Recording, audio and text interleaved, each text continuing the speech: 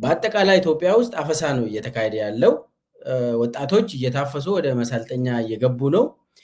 አዲስ አበባ ጭምር ማለት ነው። አዲስ አበባ ውስጥም ወጣቶች እየታፈሱ ነው። ታፍሰው ወዴት ነው የሚወሰዱት? ወደ ማሰልጠኛ ነው፣ ወደ መከላከያ ማሰልጠኛ እየተወሰዱ ነው። እዚህ ላይ ሴቶች ሁሉ ሳይቀሩ ወጣቶች እንዳሉ አጠቃላይ ኢትዮጵያ ውስጥ አፈሳ ነው። በአንድ በኩል አብይ አህመድ ትግራይ ውስጥ ህወሓት በጉልበት እያፈሰ ወታደራዊ ስልጠና እየሰጠ ነው ምናምን ይላል። በኢትዮጵያ ቴሌቪዥን የምታዳምጡት ይህንን ነው።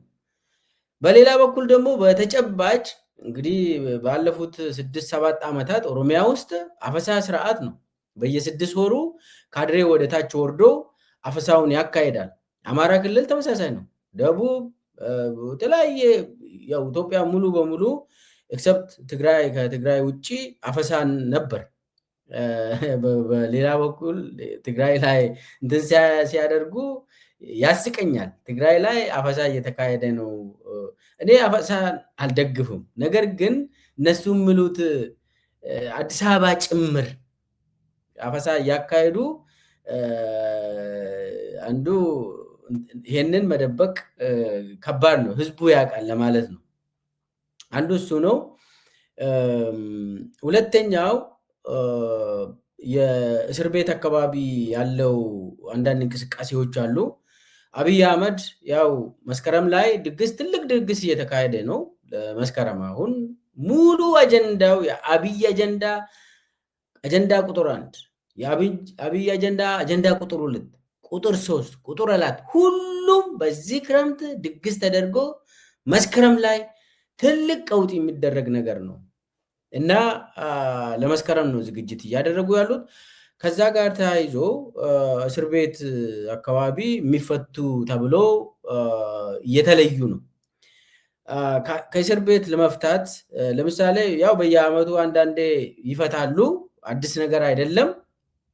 ነገር ግን በአሁኑ ወቅት በተለይ ከፋኖ የታሰሩ ብዙ ናቸው። እንግዲህ ፋኖ ተብሎ የሚታሰር ኢትዮጵያ ውስጥ ዛሬ አማራ ከሆንክ ያው አብይን የምትቃወም ከሆነ ፋኖ ነህ፣ እንደዛ ያስራሉ። መዓት በፋኖ ስም የታሰሩ አዲስ አበባ ውስጥ ቃሊቲ እስከ ዝዋይ፣ ከዝዋይ እስከ አባ ሳሙኤል፣ ከዛ እስከ አቃቂ ምናምን ሁሉ እዛ አካባቢ በፋኖ ስም የታሰሩ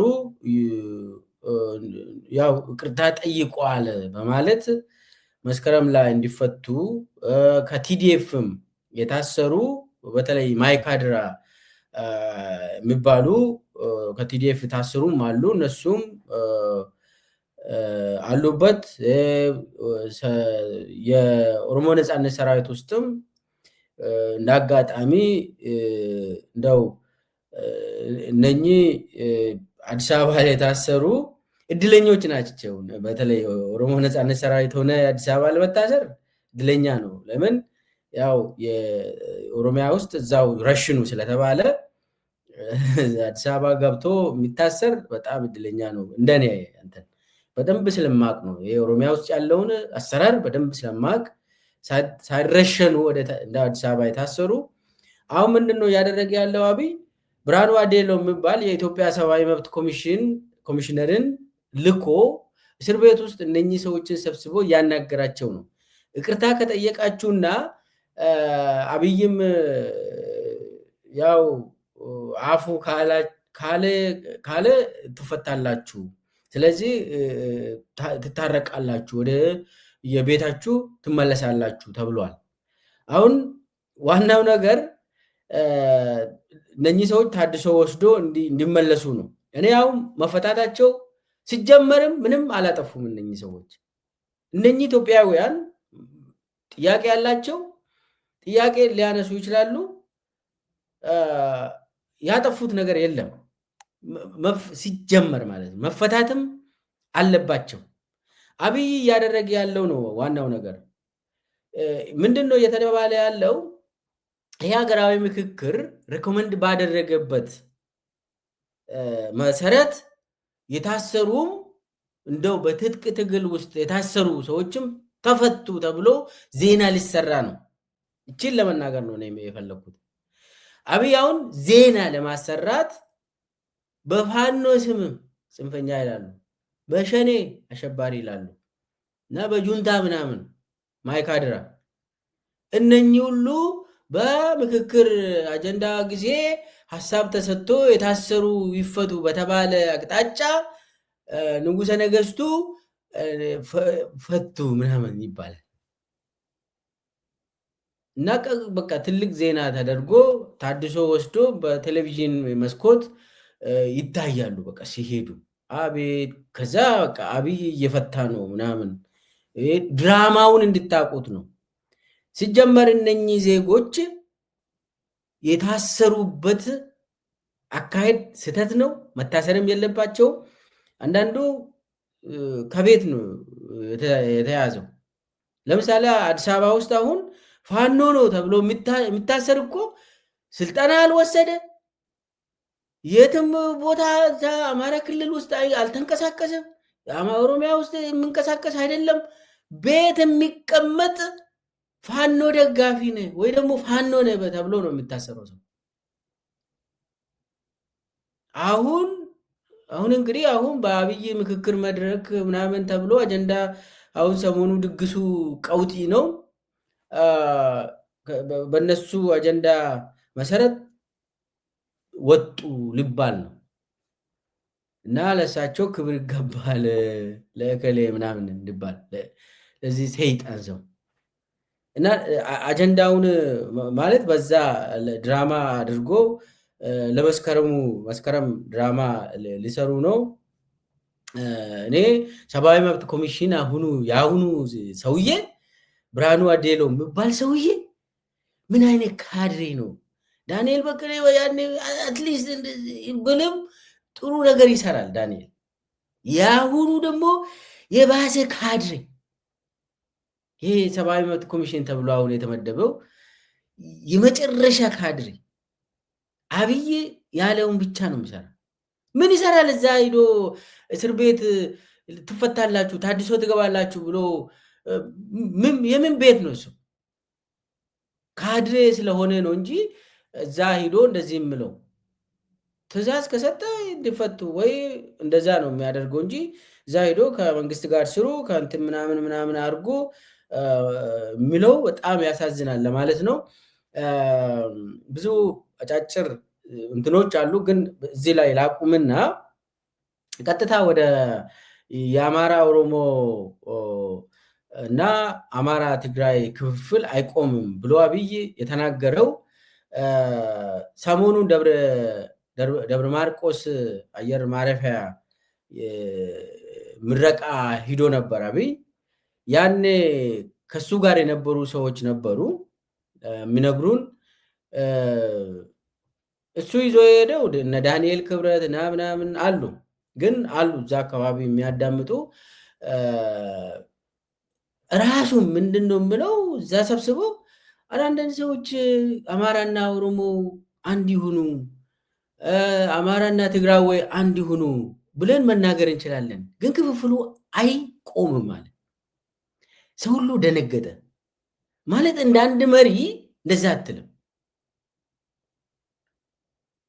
ክፍፍሉን ትፈልጋለህ ከሆነ ያው አብይ ክፍሉን ስለሚፈልግ አይቆምም ብሎ ተናገረ። አደባባይ ላይ ደግሞ ወጥቶ ክፍፍሉ አይጠቅምም ብሎ ይናገራል አብይ። ልክ ተመሳሳይ ነገር ኦሮሚያ ውስጥ ሲዞር ኦሮሞን ሊያፈርሱ ነው አሁን ታያላችሁ ሲል ነበር። ኦሮሞን ለማፍረስ፣ ለማዳከም፣ ለማስገበር ሲሞክር እንደዛ ሲል ነበር። ደብረ ማርቆስ ሂዶ አብይ ከሰዎቹ እዛ ቁጭ ያሉ ጋር የተናገረው ማለት በራሱ ሰዎች የራሴ ሰዎች ብሎ አብሮ የሚሄዱ እነሱ ጋር ሲናገር ይህ አይቆምም ማለት እኛ የምናቆመው ነገር አይደለም ማለት። ግን እንትን ላይ ደግሞ አደባባይ ላይ ደግሞ ምንድን ነው ምን ብሎ ነው የተናገረው? እሱም ማዳመጥ ይቻላል። አብይ አደባባይ ላይ ሲሪየስሊ ካዳመጣችሁ ገልብጣችሁ ነው የምታገኙት። ገልብጣችሁ አብይ መልእክቱን ትሰማላችሁ። ቪዲዮ አለኝ። ማርቆስ ከተማ ነዋሪዎች፣ የአገር ሽማግሌዎች ዛሬ የምታውቁትን አንድ እውነት ልነግራችሁ ፈልጋለሁ። አማራና ኦሮሞ እያለ የሚከፋፈል ማንኛውም ሰው ጎጃምና ጎንደር ብሎ መከፋፈሉ አይቀርም። ምስራቅ ጎጃምና ምዕራብ ጎጃም መባባሉ አይቀርም። የኛ ቄና የነሱ ቄ መባባሉ አይቀርም።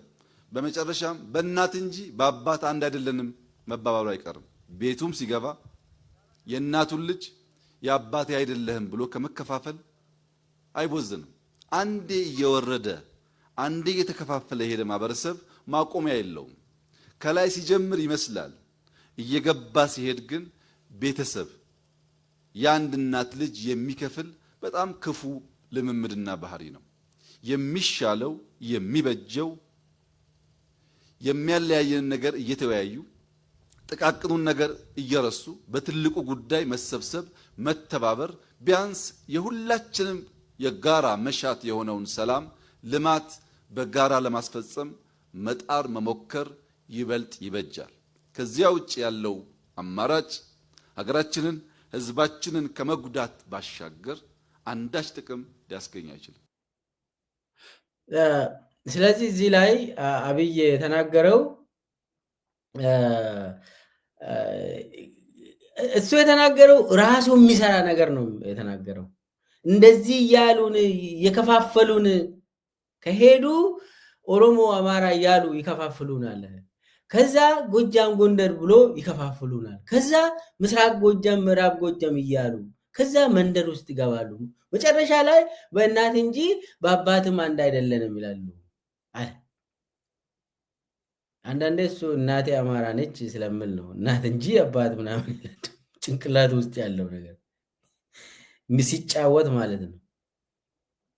ይህ ሁሉ ፕሮጀክት የሚነዳው ስራ አስፈጻሚው ራሱ አብይ ነው። ይህንን ዝም ብዬ የእሱ ንግግር ሳይሆን በተጨባጭም ከዚህም በፊት የምናውቀው ነገር አለ። እኔ በጣም የዘገነነኝ መቼ ነው ዶክተር አምባቸው መኮንን ሲገደል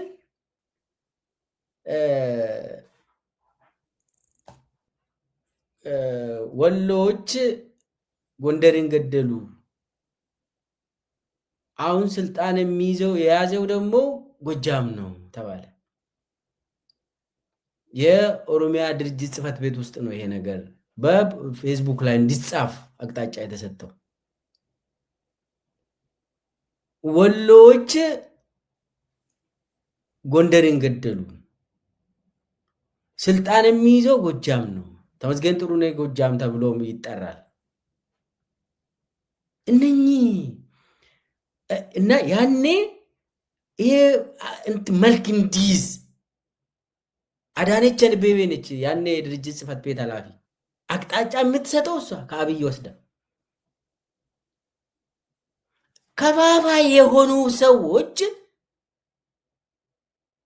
ዛሬ ደግሞ እንደ አንድነታችንን እንጠብቅ ምናምን ብሎ አውቆ እሱ አይደለም የከፋፈለን እንዲባል ልክ ቅድም እንዳልኳችሁ ኦሮሞን ይከፋፍላሉ በጎጥ በምናምን በሃይማኖት ምናምን ብሎ በአደባባይ አሁን ሰሞኑን ታገኛላችሁ ይመጣሉ ምናምን ብሎ በአደባባይ እንደዚህ ይናገርና ከዛ ይለቃል። እሳቱን ይለቃል። ታች የራሱ ሰዎችን አደራጅቶ ለየብቻው አሁን እስቲ የጎጃም ባለ ሀብቶች ለየብቻ አብይን አግምቶ ያናግራሉ። የጎጃም ባለስልጣናት ለብቻው አብይን ያናግራሉ። ጎንደሮችን ለብቻ ነው አብይ የሚያደራጀው። ወሎዎችን ለብቻ ነው የሚያናግራቸው። ለየብቻ ደግሞ ሲያገኛቸው አንዱ የአንዱን ጠላት አድርጎ ነው። ይህን በሚገባ እናውቃለን። ይሄ ነገር ኦሮሚያ ላይም ተመሳሳይ ነገር ነው የሚያደርገው አብይ። ወለጋዎችን ለብቻ፣ የአርሲዎችን ለብቻ፣ ሸዋዎችን ለብቻ፣ ሐረርጌ ለብቻ ነው የሚያናግረው አብይ። ለስርቆት እንኳን መሬት እንዲሰርቁ ሲያዝ እንኳን በየእንትናችሁ ተደራጅታችሁ ኑ ይላል አብይ።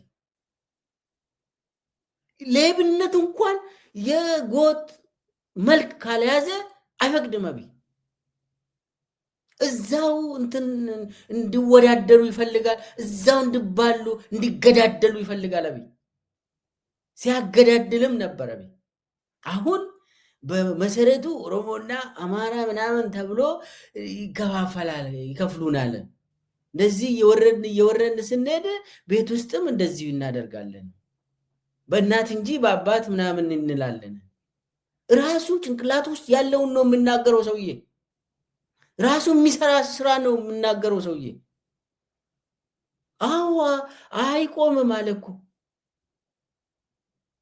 ይሄንን ደግሞ ከእንትኑ በፊትም አደባባይ ላይ ሳይወጣ በፊት ከአፉም ይነገራል። በነገራችን ላይ ይሄ ሰውዬ ብዙ እንትን ብልጠት ያለው ሰው እንዳይመስላችሁ።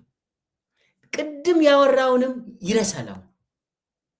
አንተ ራስህ ለሱ ተናግረ ከአንድ ሰዓት በኋላ እሱ ደግሞ የራሴ ነው ብሎ ለአንተ ጠርቶ ሊነግርህ ይችላል አብይ። ለምን? ጭንቅላቱ ችግር አለበት። ናርሲሲስት ነው፣ ሳይኮፓት ነው። ስለዚህ ቅድም ከሱ ጋር ያወራሁን ኦልሬዲ አውርተናል። ቅድም እንዳልኩ ምናምን ብለህ ከሱ ጋር አታውራ።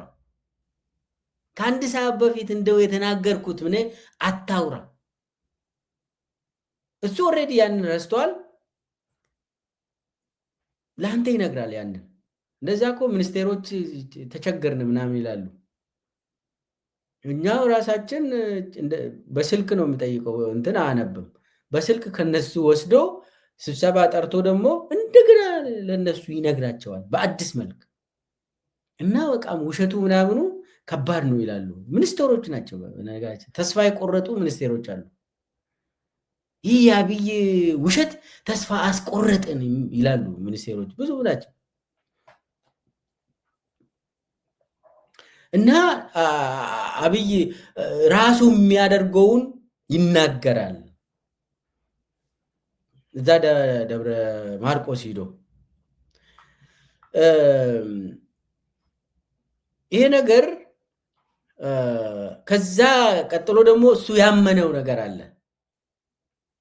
የሽፍታ ምለው እሱ ያመናቸው ነገሮችን እናዳምጥና እንደው ጥሩ ነገር ነው የተናገርከው፣ ነገር ግን ስልጣን መልቀቅ ነበረብህ ነው የምትሉት ከዚህ ንግግሩ በኋላ። ደብረ ማርቆስ በወሎና በወለጋ መካከል ድልድይ ሆና ንግድን፣ ሰውን ስታስተሳስር፣ እድገት ስታሳልጥ መኖሯ የማይታበል ሀቅ ነው። ይህንን ሀቅ ማስቀጠል አቅቶን በአባይ ሸለቆ አካባቢ አሊዶሮ አካባቢ የሸፈተውንና ወደ አዲስ አበባ አላሻግርም ያለውን ሽፍታ በጋራ ታግለን ማስወገድ ሲገባን ከዚህ ደጀን መሄድ እንዳንችል ተጨማሪ ሽፍቶች ማበራከታችን ተገቢ ጉዳይ አይመስለኝም። የትም ቦታ ያለውን ሽፍታ ተሰናስለን ተደማምረን በማስወገድ የህዝባችንን ሰላምና ልማት ማረጋገጥ ሲኖርብን ጭራሽ ወደ ቀያችን ወደ ሰፈራችን ሽፍቶች የተበራከቱ ሰዎች በነፃነት ከቦታ ቦታ ተንቀሳቅሰው ስራ መስራት ወደማይችሉበት ደረጃ መድረሳችን ለሁላችንም አጠያያቂ፣ ጥዩፍ የማይገባ ልንማርበት የሚገባ ጉዳይ ይመስለኛል። ልንማርበት የሚገባ ጉዳይማ ይመስላል። ትምህርቱ ምንድን ነው? አብይ አህመድ ስልጣን መልቀቅ ነው። አንደኛ እሱ የተናገራቸው ሁለት ነገሮች አሉ። በአባይ ሸለቆ በዛኛ በኩል ያለው ፋኖ ነው፣ በዚህኛ በኩል ደግሞ አሊዶሮ ማለት ወለጋ ውስጥ ነው የሚገኘው እና በዚህ በኩል ደግሞ ሰላሌ ያለ እንደዚህ ይሄ አባይ ሸለቆ በዚህኛም በዛኛም ሽፍታ አብይ የሚለው እንግዲህ ፋኖንና የኦሮሞ ነጻነት ሰራዊትን ነው። አንደኛ እነኚህ የፋኖና የኦሮሞ ነጻነት ሰራዊት እስከምናውቀው ድረስ ጥያቄ ያላቸው ህዝባዊ መሰረትም ያላቸው ኃይሎች ናቸው። እነኚህ ህዝባዊ መሰረት ያላቸውን ኃይሎችን ስም ለማጥፋት አብይ ያደራጃቸው ደግሞ በሸኔ ስም እና በፋኖ ስም የሚንቀሳቀሱ አሉ። በሁለቱም ቦታ እነኚህ በሸኔ ስም እና በፋኖ ስም አብይ ያደራጃቸው ህዝብ እንዳይንቀሳቀሱ ያደርጋሉ፣ ይዘርፋሉ፣ ይገላሉ። አንዱ አማራን ይገልና ኦሮሞ ነፃነት ሰራዊት ነው ያደረገ ያስብላል። ሌላኛው ደግሞ ኦሮሞን ይገልና ይኸው ፋኖ ነው እንደዚህ ያደረገ እንዲባል እና መኪና አስቁሞ ከነ መኪና ሁሉ ሙሉ መኪና አውቶቡስ የሚወስደው የስርዓቱ ሸኔዎች አሉ። ይህ ሁሉ አንድ ላይ አጭቆ ነው እንግዲህ ሽፍታ ብሎ አብይ ያወራ አውቆ። ግን ይሄ በዚህኛም ይሁን እንደዚህ ደክሞናል መሄድ አልቻልንም ነው አለ አይደል አብይ። ስለዚህ ስልጣኑን መልቀቅ ነው። 8 ዓመት ሙሉ አልቻልክም። የዜጎችን ሰላም ማስጠበቅ ቁጥር 1 የመንግስት ድርሻ ነው። የመንግስት ስራ ምንድን ነው? የዜጎችን ሰላም መጠበቅ ነበር። ያንን መስጠት ካልቻልክ this is the basic function of the state። መንግስት ሲጀመር የሚያስፈልገው ሰላምን ማስጠበቅ ነው። ሰው በሰላም ወጥቶ በሰላም እንዲገባ ነው። ያንን ማድረግ አልቻለም። ስለዚህ እቺን ቃል ከተናገረ በኋላ ስልጣኔ ለቅቅ ያለው ማለት ነበረበት አብይ። እንደዚህ የሚያምን ከሆነ ችግሩን እንደዚህ ካመነ ስልጣኑን ልቀቅ፣ የሚችለው ሰው ይምጣ፣ ኢትዮጵያውያን ይምረጡ የራሳቸውን ሰው። የህዝብ ድጋፍ ብኖርማ ሰላም ይመጣል በራሱ።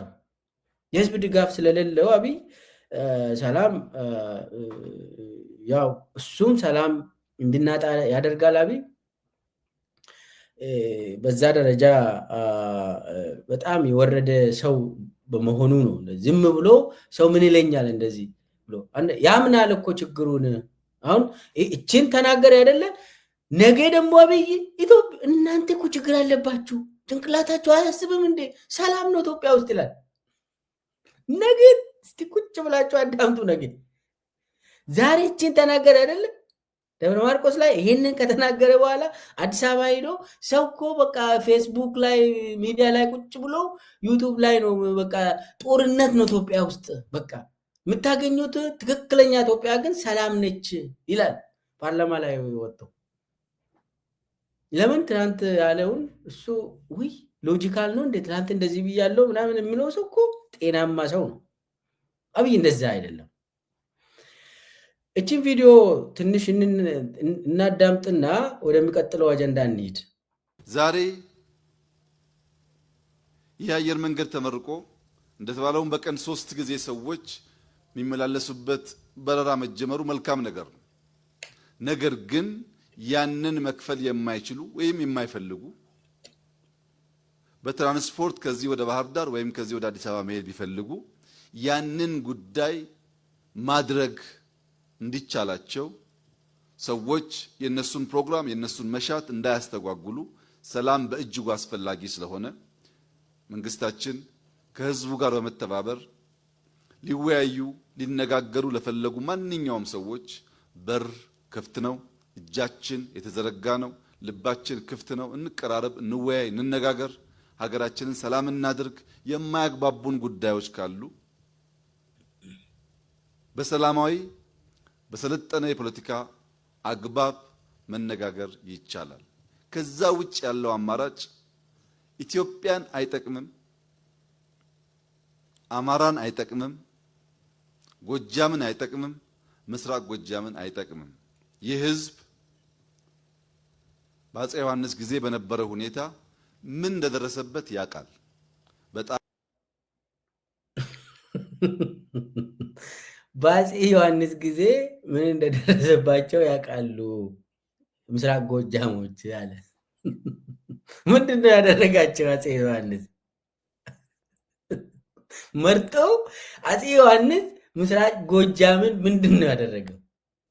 አፄ ዮሐንስ ደግሞ ተመርጦ እቺ አፄ ዮሐንስ ተጋሩ ናቸው፣ ትግሬ ነው። ስለዚህ ይገባቸዋል የአብይ ጨዋታ። ያችን ብቻ ቀስቅሰው እንደው በሌላ ጊዜ ሰላም ውስጥ የነበረ ህዝብ ነው ይላል እንዴ?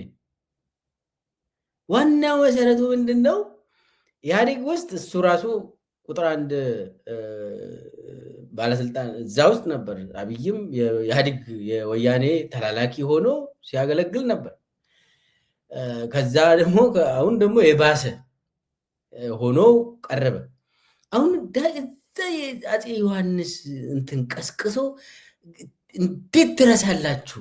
አፄ ዮሐንስ ያደረገህን እንዴት ትረሳለህ ይላል። አንድ የኢትዮጵያ መሪ ጎጃም ሂዶ እንዴት አባታችሁ ነው ይህንን አፄ ዮሐንስ የሚባልን ረስታችሁ ከቲዲኤፍ ጋር ጽምዶ ለምን ትወጥራላችሁ? ይችሪት በቃ ዋናው መልክቶ። እዛ ደግሞ ከሰዎቹ ጋር ክፍሉ አይቀርም ይላል።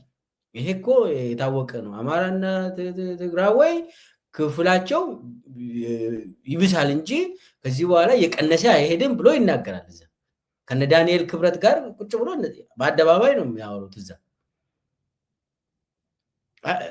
እዚህ ላይ ቴሌቪዥን ላይ ሲወጣ ደግሞ እንዴት ነው የምትረሱት? አፄ ዮሐንስ እንደዚህ ቀጥቅጧችሁ እንደዚህ አዘጋጅቶ ምናምን ይላል። ዛሬስ የአፄ ዮሐንስ አይደለም አሁን ጥያቄው። አብይ አህመድ ዛሬ ጎጃምን ምንድን ነው እያደረገ ያለው? የደብረ ማርቆስ ህዝብ ህይወት ምን ውስጥ ነው ያለ? ዜጋ እዛ እየኖረ ነው። በየቀኑ እየደበደብክ በአየር በድሮን ፋኖ ያልክ ደግሞ ገበሬውን ተማሪውን እንደዚህ ያሰቃየ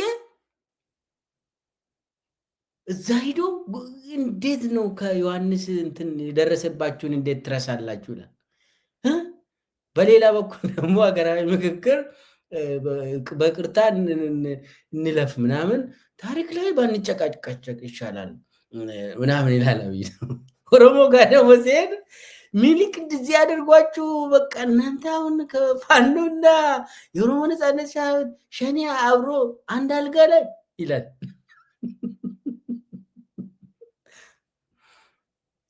በቃ ይህንን ስራ ይሰራል አብይ።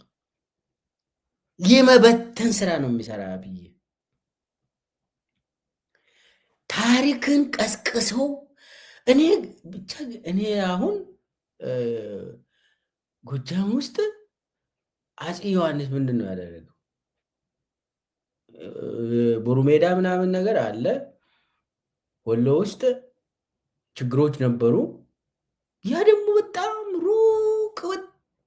ሩቅ ታሪክ ነው። ዛሬ በ21ኛው ክፍለ ዘመን አብይ አህመድ የሚባል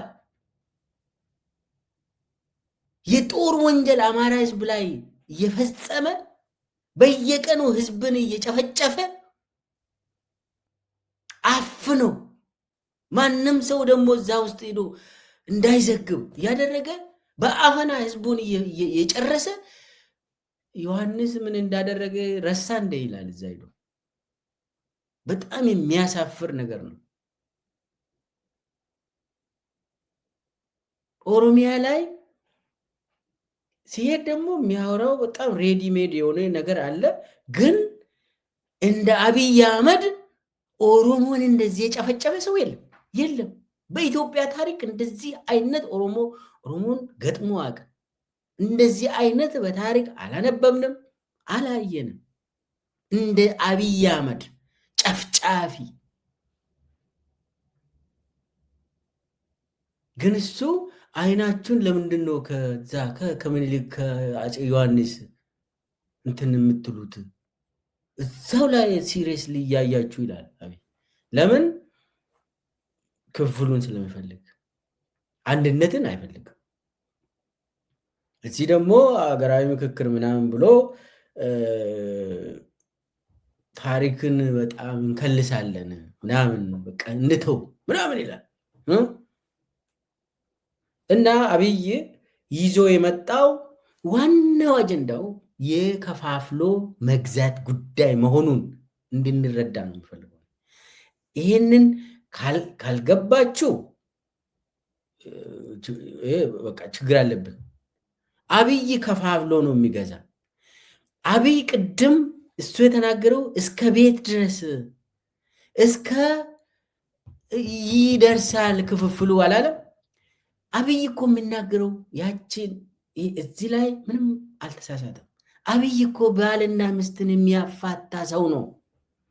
መዘርዘር ይችላለሁ እኔ ስንት ባሎችን ከሚስቶቻቸው ነቅሎ ሌላ ሚስት እንደሰጠ አንድ በአንድ ሲሾም ከነ ሚስት ምናምን ያደርጋል አብይ።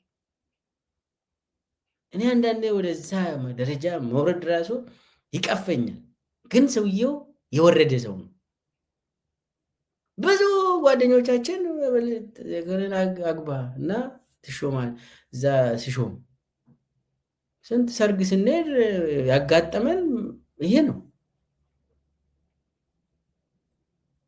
እና እስከ ቤት ድረስ ይህንን እኔ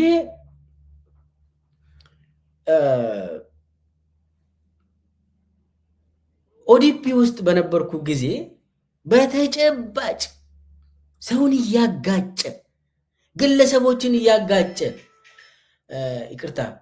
እያጋጨ የኦዲፒ ማዕከላዊ ኮሚቴን እያጋጨ ቡድንን እያጋጨ በዞን በወረዳ እስከ ቤት ድረስ እያጋጨ ነው አብይ ስርዓቱን የሚመራ። እንዲህ አይነት ሰው አገር አይደለም ወረዳን መምራት አይችልም አብይ። በተለይ ደግሞ ኢትዮጵያ በጣም ሰፊ የሆነች ኮምፕሌክስ የሆነ ሀገር፣ ትልቅ የሆነ ሀገርን መምራት አይደለም ከንቲባ መሆን አይችልም። ከፋፍሎ ሰውን እያጋጨ ይሄዳል፣ ይቀጥላል። ሰውየው ጉዳዩ አይደለም ሰው ቢጨራረስ 1 ሚሊዮን አለቀ ትላላችሁ፣ ምን አላት ይላል። ደግሞ ቢሞቱስ ምን ችግር አለ ይላል። ኢትዮጵያ ደግሞ ምንድነው አሁን አንድ ተራ ሰው አፈር ቢሆን ምን ችግር አለው ይላል። ለምን የሱ ጭንቅላት ውስጥ አይዲያል ኢትዮጵያ 50 ሚሊዮን መብለጥ የለባትም። አይዲያል የሆነችው በአብይ ጭንቅላት ውስጥ ያለችው ኢትዮጵያ እሱ ነው። ለዛ ብሎ አሁን አብይ ክፍፍሉ ስር እንዲሰድ ያደርጋል። በየቀን የሚሰራው ከፋፍሎ የማዳከም ህዝብን ነው የሚያከፋፍለው። እዚህ ላይ ይህንን በደንብ ሲሪየስሊ መውሰድ አለብን። ሌላው ስለ የሀገራዊ ምክክር ተብሎ አሁን ረቡዕ የሚጀመረው 8 አጀንዳ ላይ እንዲመካከሩ በተቀመጠው አቅጣጫ መሰረት 4,000 የሚሆኑ ከሁሉም ሀገራችን ክፍል አዲስ አበባ ገብተዋል ተብሏል። እንግዲህ ከሁሉም ሀገራችን ክፍል ነው የገቡት የተባለው። አንዳንድ ብዙ ወረዳዎች አማራ ውስጥ፣ ኦሮሚያ ውስጥም ከብዙ ወረዳዎች አዲስ አበባ መግባት ያልቻሉ ብዙ ጉባኤተኞች እንዳሉ መረጃዎች ደርሶኛል።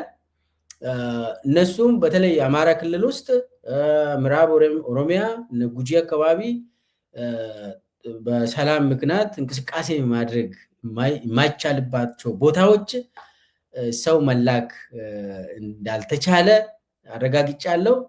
ብዛቱን አላቅም፣ ግን ምንድነው ያደረጉት? ምትካቸውን ከአዲስ አበባ አስገቡ ተባለ። ያው ሙሉ ገብቷል እንዲባል ከአዲስ አበባ እንትን አደረጉ። እንደዛ እያደረጉ ነው።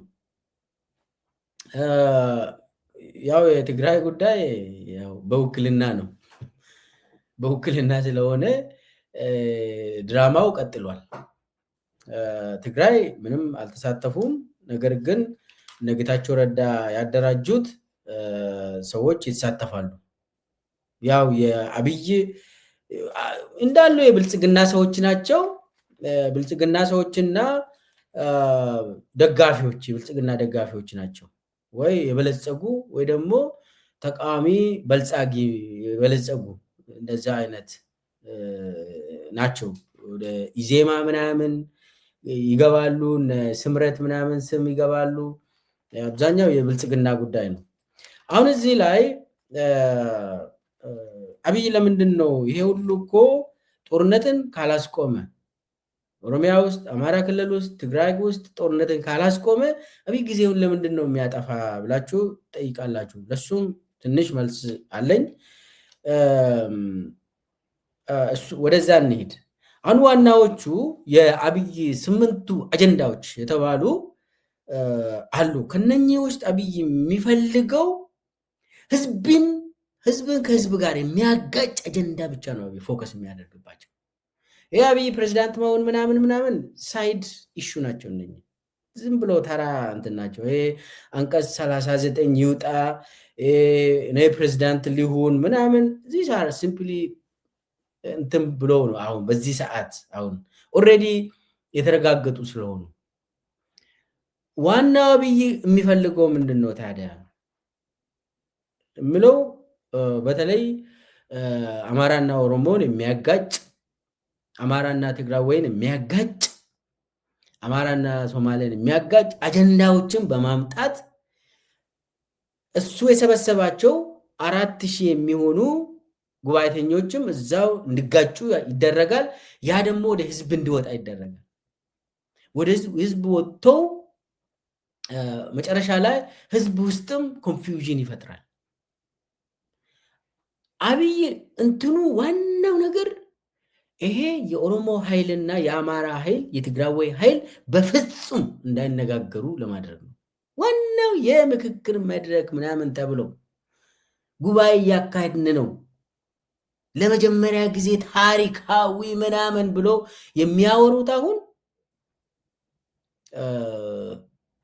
ዋናው እንትኑ ህዝብን ከህዝብ ጋር ለማጋጨት ነው። አብይ ለዛ ነው ይሄንን ሁሉ የሚሰራ። አሁን ለምሳሌ ስለ አዲስ አበባ ጉዳይ አብይ ለምንድን ነው የሚፈልገው? ስለ ወልቃይት ለምንድን ነው አብይ የሚፈልገው? በዚህ ሰዓት ስለ ድሬዳዋ ለምንድን ነው አብይ እንደ አጀንዳ ትኩስ አጀንዳ ብሎ ለምንድን ነው የሚያራምደው? ስለ ራያ፣ ስለ አላማጣ ምናምን እንደዚህ ቦታዎችን ወልቃይት አብይ ለምንድን ነው እንደዚህ ጮማ ናቸው ብሎ የሚያቀርበው? ደግሞ ይሄ ጮማ ነው ብሎ 4000 ሰው ሰብስቤ ያለው ብሎ ሲችም ብሎ እና ምን እንደምታመጡት አያለው ይላል። አሁን 4000 የተባለው በነገራችን ላይ ያው አብዛኛው የራሱ ሰዎች ናቸው፣ ሌላው ደግሞ ደጋፊው ናቸው። ከአንድ 5 ቀን በፊት ነው አዲስ አበባ የገቡት። ኦልሞስት 1 ሳምንት በሉ። ምንድን ነው ሲያደርጉ የነበሩት? ኦሪየንቴሽን ተብለው የአብይን ኮሪዶር እንዲያዩ ተደርጓል። የአብይ ልማቶችን፣ ፏፏቴዎችን፣ አንድነት ፓርክ ምናምን አይቶ ማቁትን እንዲያዩ፣ እንዲደሰቱ፣ እንዲበሉ እየተደረገ ነው። እና 5 ቀን ምናምን ጉብኝት ላይ ነበሩ አሉ አዲስ አበባ ውስጥ ከእንጦጦ እስከ በቃ ወንዝ ዳር ምናምን ነገር። ያው ከገጠር ስለመጡ ሳይክል መንዳት አይችሉም። አይ እንትን ቦታም አይፈቅድም። 4000 ነው። ክላስተር አድርጎ ነው ደግሞ የሚያስጎበኙት። የምናምን ክላስተር ብሎ ሰዎችን መድበው አብይ አዳማ ላይ ከዚህም በፊት አቅርቤያለሁ። አዳማ ላይ እየሰለጠኑ ነው። ይሄ እንትኑን የሚያደራጁ ዋናው ስብሰባውን የሚያካሄዱ አዳማ ላይ የብልጽግና አመራሮች ውስጥ የተወጣጡ ክላስተሮቹ ሙሉ አሁን 4000 ቤት ውስጥ አንድ የአዲስ አበባ ዋናው የኮንቬንሽን ሴንተር የሚባለው ሲኤምሲ የሚገኘው ማለት ነው። እዛ ነው የሚሰበሰቡት እና እዛ 1000 አንድ ቦታ አይቀመጡም። በየሩም ክላስተር ተደርጎ ተከፋፍለው ነው የሚወያዩት። ውይይቱን የሚመሩ ኦልሬዲ የብልጽግና አመራሮች ሰልጥኗል። አጀንዳ ምን አይነት አጀንዳ ነው የሚያካሂዱት? ሰዎችም የመጡት ከገጠር የመጡት ምን መናገር አለባቸው ምን መናገር የለባቸው የሚለውን በኦሪየንቴሽን መልክ እነሱንም ከትናንት ወዲያ ነው ያሰለጠኑት። እንትኑ በጣም ሲሪየስ ነው። በጣም ሴንትራላይዝድ የሆነ ነገር ነው። ህዝቡ አቅም ከነሱ ውጭ አይወጣም። ይሄ ነገር የኮሙኒዝም የኮሙኒስት ዴሞክራቲክ ሴንትራሊዝም የሚባለው በጣም ምስጢራዊ የሆነ ይሄ የድርጅት ስራ ነው። ይሄም አገራዊ ምክክር አይባልም። አገራዊ ምክክር የምትደብቀው ነገር የለም። የአገር ከሆነ አደባባይ ላይ አጀንዳውን አሳይተ ግልጽ አድርገ የሚነበብ ከሆነ ኦንላይን ማግኘት አለብን። ስለ አገር ስለሆነ ዜጋን የምትደብቀው ነገር የለበትም። ዜጋን አትደብቅም። አብይ ግን እያደረገ ያለው የድብብቆች ስራ ነው የሚሰራ። ይሄ የሶሻሊስቶች ከዚህም በፊት ሲደረግ የነበረው የኢፒአርዲኤፍ ዴሞክራቲክ ሴንትራሊዝም አብዮታዊ ዲሞክራሲ የሚባለው እሱን አንፈልግም ያልነው እኮ ይህ ምስጢራዊ የሆነ ስብሰባ አያስፈልግም። በምስጢር የሚወሰን የፓርቲ ምናምን ዲሲፕሊን ተብሎ አገራዊ ምክክር ተብሎ መስፈናሪያ አሁን የሚመራ ድርጅት ምስጢር እኮ ነው። ምስጢር ይዞ የአገር ይህ እኮ ህዝብህን ዜጋን ለምን ትደብቃለህ? ሸፍጥ ነገር ስላለበት ነው። ህዝብን ከህዝብ ጋር የሚያጋጭ ድራማ ስለሆነ ነው። ኦሮሚያዎችን ሲሰበስቡ አዳማ ላይ በተለይ ከዚህ አዲስ አበባ ዙሪያ እና አዲስ አበባ አካባቢ ያሉ ፋርሴ ቡላዎች የአብይ ሚዲያ ሰራዊትን ሲሰበስቡ ምን መናገር እንዳለባቸው ሁሉ ተነግረዋል። አሁን የሚገርማችሁ የአብይ ሚዲያ ሰራዊት ብሔራዊ ምክክር እንትን አባላት ሆኖ ሰልፍ እየተነሱ ነው። ህገ መንግስት እኛንን የምንቀይረው ይላሉ። በዚህ ደረጃ ላይ ደርሰናል። እና ምን ለማለት ነው? አብይ ብሬን ዎሽ አድርጓል። አንድ ሳምንት ይሄ ከገጠር የሰበሰቧቸውን በየኮሪደር ምናምን ቢፌ እያስበላ አንድ ሳምንት ብሬን ዎሽ አደረገ። ለምን? እዛ ታች የጠየቁት ነገር አለ። እኔ ከዚህም በፊት ተናግሬያለሁ። የኢትዮጵያ ህዝብ ጥያቄው አንድና አንድ ነበር። አብይ አህመድ ከስልጣን ይነሳ ነው። እነኚህ የተሰበሰቡ ራሱ አብይ ይነሳ ብሎ ታች ስለጠየቁ የሽግግር መንግስትን እንፈልጋለን ብሎ እዛ ታች ስለጠየቁ አንድ ሳምንት ሙሉ አያችሁ። የራእዩ ባለራእዩ ሰውዬ የአብይ አህመድ ስራ ኮሪደር፣ ብልጭልጭ፣ አንድነት ፓርክ፣ ወንዝ ዳር ምናምን አያችሁ አይደለም? የአብይ ስራ ይህንን እንዴት ነው የምታዩት? በቃ ኢትዮጵያ እንደዚህ ትሆናለች እየተባለ እና ተሰብሳቢዎችን እንዳለ አንድ ሳምንት ብሬን ዎሽ አድርጎ ጭንቅላታቸውን ለውጠው ምን መጠየቅ እንዳለባቸው ምን አይነት ቃላቶች ደግሞ ከአፋቸው መውጣት እንደሌለባቸው ይህ ሁሉ ከተነገራቸው ከዛ በኋላ ከገጠር የመጣው ከወረዳ ምናምን የመጣውማ ምንም ከተባለውን ነገር ነው የሚናገረው። እና መጨረሻ ላይ ከ3 ሳምንት ወይ 1 ወር በኋላ በዚህ ደረጃ አብይ አህመድ ጠቅላይ ሚኒስቴር ይሁን ማነው ፕሬዝዳንት ይሁን ከዚህ በኋላ እንግዲህ ፕሬዚደንሻል ይሆናል ተባለ። ያው ምን አይነት ፕሬዝዳንት ይሆናል? መሐመድ ቤን ዚያድን ፕሬዝዳንት ነው በነገራችን ላይ እንዳትረሱ። የአብይ አለቃ መሐመድ ቤን ዚያድ የዩኤኢ ፕሬዝዳንት ነው። ስሙ ፕሬዝዳንት ነው፣ ግን ደግሞ ምርጫ የለም ምንም የለም። ዩኤኢ ውስጥ በእንትን ዘር የሚስተላለፍ ስልጣን ነው፣ ግን ፕሬዝዳንት ይባላል። የኛውን ፕሬዝዳንት ይባላል። ምን ኦልሬዲ እኮ አብይ ስልጣኑን የሚያገኘው በጠመንጃ ነው አይደለ? ምንም ምርጫ የሚባል የውሸት ምርጫ ሊያደርግ ይችላል። ከዛ ግን ዋናው ነገር ወታደሩ ነው። እና ፕሬዝዳንት ይሆናል። ይፈርማሉ ምናምን ይውጣ ይፈርማሉ። ከዛ የተባለውን ሁሉ ፈርሙ ይባላል፣ ይፈርማሉ። አብያውን እዚህ ላይ የሚፈልገው ጡዘት እንዲመጣ ነው።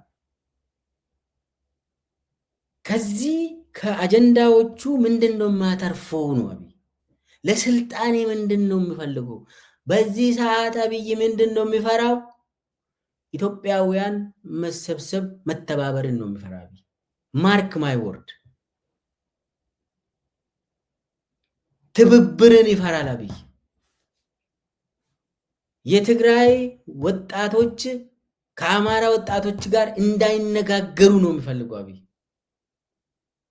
የአማራ ወጣቶች ከኦሮሞ ወጣቶች ጋር እንዳይነጋገሩ ነው አብይ የሚፈልገው አንዱ የሌላው ጠላት ብሎ ነው የሚሰብከው ከዛ ምንድነው የሚያደርገው ጭቅጭቅ የሚነሱባቸው ቦታዎችን በራሱ ማለት የሆነ ነገር አድርጎ ህዝቡ እዛው እንዲባላ ያደርጋል አብይ ይሄ ነው የአብይ እንትን ወልቃይት በዚህ ሰዓት የአማራ ይሁን የትግራይ ይሁን እዛ ላይ ምንም የአብይ ነው በቃ የአማራ ህዝብ ቤት አለው እንዴ የትግራይ ህዝብ ዛሬ ኑሮ ነው እየኖረ ነው የትግራይ ህዝብ አማራ ህዝብ ምን አይነት እንዴት እየተበደለ ያለ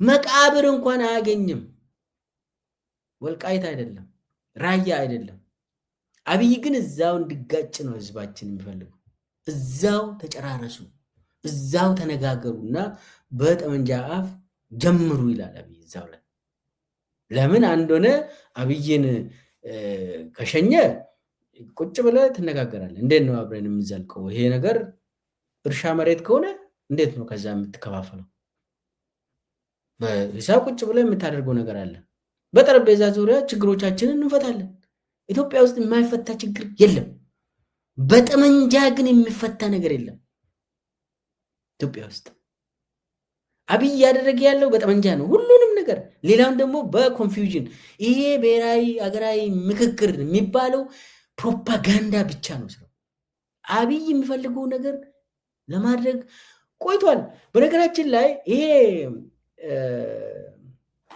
አገራዊ ምክክር ተብሎ የተጀመረው በትግራይ ጦርነት ነው በትግራይ ጦርነት ጊዜ ነው ከዛ በፊት እርቀ ሰላም ምናምን የሚባል ነበር ነብራኑ ነጋ የሚመሩት እርቀ ሰላም ተብሎ ድንበር ኮሚሽን ተብሎም አለ ሌላ ከዛ ምንድነው የትግራይ ጦርነትን ከጀመረ በኋላ አብይ 2021 ውስጥ ወደ መጨረሻ አካባቢ ሁለቱን አዋህዶ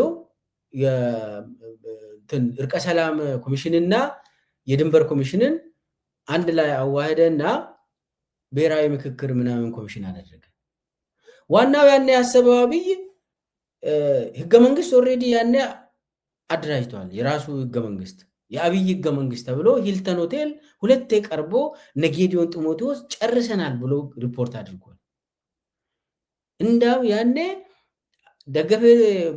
ደገፌ ቡላ የድንበር ኮሚሽነር ነበር እሱ ነው መክፈቻ ንግግር አድርጎ የሚሄደው እና ሁለት ቡድኖች አይ ቲንክ የቤተ መንግስት ቡድንና የጌዲዮን ጢሞቴዎስ ፍትህ ሚኒስቴር በነበረበት ጊዜ ቡድን ሲያጠኑ ነበር ህገ መንግስት የአብይ ህገ መንግስት ተብሎ አልቆ ድራፍቱ ጨርሶ ቁጭ አድርጓል ይሄ መቼ ነው የዛሬ 6 ዓመት ነው ያለቀ ህገ መንግስቱ ካለቀ በኋላ ነው ኮሚሽኑ የተቋቋመው ይሄ ኮሚሽን ምንድነው ኦሬዲ የተዘጋጀውን ህገ መንግስት ጀስቲፋይ ለማድረግ ነው ለፕሮፓጋንዳ ነው የተዋቀሩት እነ መስፍን አሪያ መስፍንም ያቋል ተላላኪ ነው እንጂ ያቃል ይሄንን ገንዘብ በልቶ ነው እንጂ ይሄንን ያቃል እና ቀደም ብሎ ኦሬዲ ያለቀ ጉዳይ ነው የአብይ ህገ መንግስት የሚባለው አብይ አሁን ድግስ እንደዚህ ሲሪየስሊ ድግስ ያደረገው የተለያዩ ሰዎችን ጥሪ ተደርጎላቸው እና ኦባሳንጆ አሁን ኦሬዲ አዲስ አበባ ገብቷል ኦባሳንጆ በቃ እንትኑን ሽብሸባውን አንጋሽ ሆኖ ገብተዋል፣ ኦልሬዲ ገብተዋል፣ አዲስ አበባ ገብተዋል።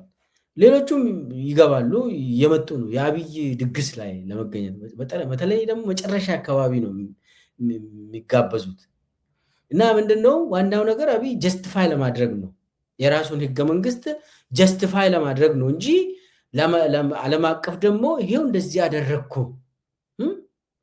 ለመጀመሪያ ጊዜ በኢትዮጵያ ታሪክ አገራዊ ምክክር ተደረገ፣ ሰበር ዜና ተደርጎ ለዓለም የሚታወጅ ፕሮግራም ነው።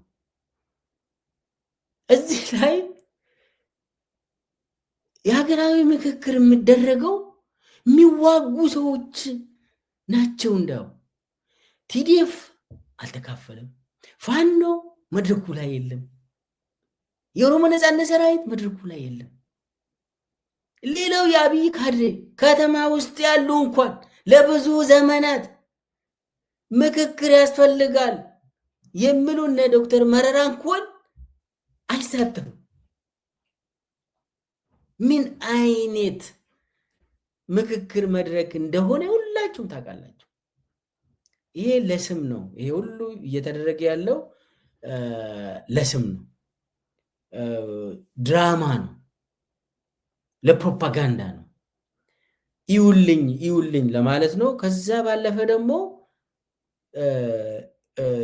አብይ እንትን አደራጆችን አዳማ ላይ ሲያሰለጥን አሁን በምክክር ኮሚሽኑ ረቡዕ ይጀምራሉ። ከአንድ ቀን በኋላ የሚያደራጁ ሰዎች አጀንዳን ሚኒቶችን የሚይዙ ቃለ ጉባኤን የሚይዙ